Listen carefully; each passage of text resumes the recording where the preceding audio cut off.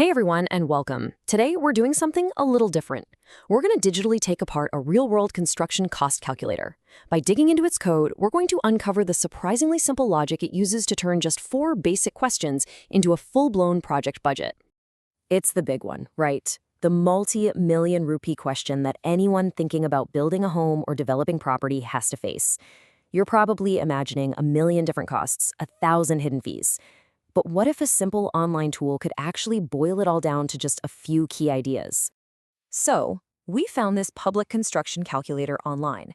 And instead of just, plugging in some numbers and seeing what happens, we're going straight to the source code. We're going to treat that code like a digital blueprint to figure out exactly how it comes up with its final estimate. Now, when you first look at it, it seems almost too simple. All you do is enter 4 numbers, 3 different area measurements for your project, and the local price of a single bag of cement. And that's it. So the real question is, how on earth does the calculator turn that into a detailed cost estimate? All right, here's our game plan for figuring this out. We'll start with what the calculator promises. Then we're going to peek inside the code itself. We'll break down how it uses your inputs, uncover the secret of why cement is so important, and finally see how it all adds up to your final cost blueprint. The promise of a tool like this is pretty powerful. It's trying to take this hugely complex, kind of scary question and make it accessible to anyone. The goal is to give you a realistic budget estimate, even if you have 0 construction experience. Okay, now for the fun part. This is where things get really interesting. We're lifting the hood, so to speak, to see the engine, the actual JavaScript code that's doing all the heavy lifting behind the scenes. And there it is, a single line of code that basically gives away the entire secret. It's not magic, it's just math. For every single line item, like footing RCC here, the code runs 2 simple calculations. First, it figures out a quantity by multiplying some fixed number by your area input. Then it finds the rate by multiplying another fixed number by, you guessed it, the price of cement. That's the key. Now, you're going to see this acronym RCC pop up all over the code. It just stands for Reinforced Cement Concrete. The easiest way to think about it is as the building's skeleton.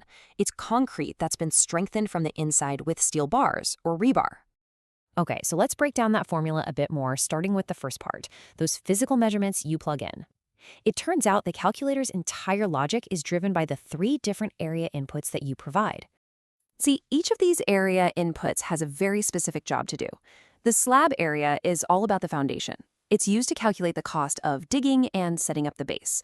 The built-up area is the total square footage of all your floors combined. That's what drives the cost for the main structure. And finally, the plinth area is just the ground floor footprint, and it determines costs for things like walls, plaster, and all the finishing touches. It's actually pretty smart how the code applies the right measurement to the right task. Okay, now we get to what I think is the most fascinating part of this whole thing. We've seen how it calculates the quantity of materials, but how in the world does it figure out the price for dozens of completely different items? Well, the answer is surprisingly simple. This right here is the absolute genius of this system. That one single price you entered, the cost of a bag of cement, becomes the master key for literally everything else. The calculator uses that one number to figure out the price of the whole shebang. So check this out. The cost of excavation? It's just 6% of the cement price. The rate for building a brick wall? That's 68% of that same price. And get this. Even the cost of a finished teak wood door is pegged at about 3.8 times the price of 1 bag of cement. It's such a fascinating and, honestly, really clever way to simplify things.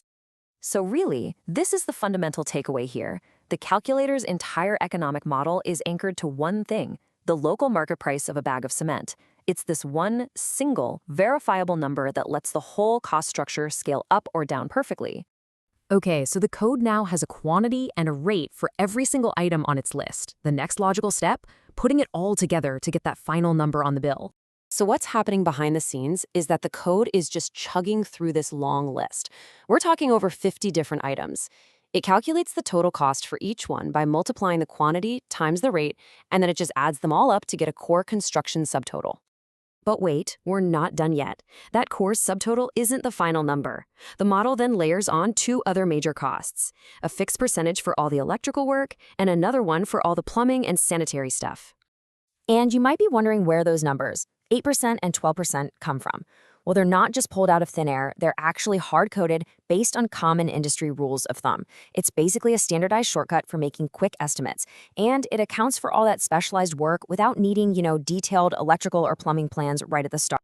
So after all that math, all those calculations, what do you, the person using this tool, actually get at the end?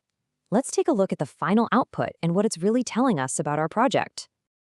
Okay, drum roll please. Using those sample numbers we started with, the calculator spits out a final project cost of just under 90 lakh rupees.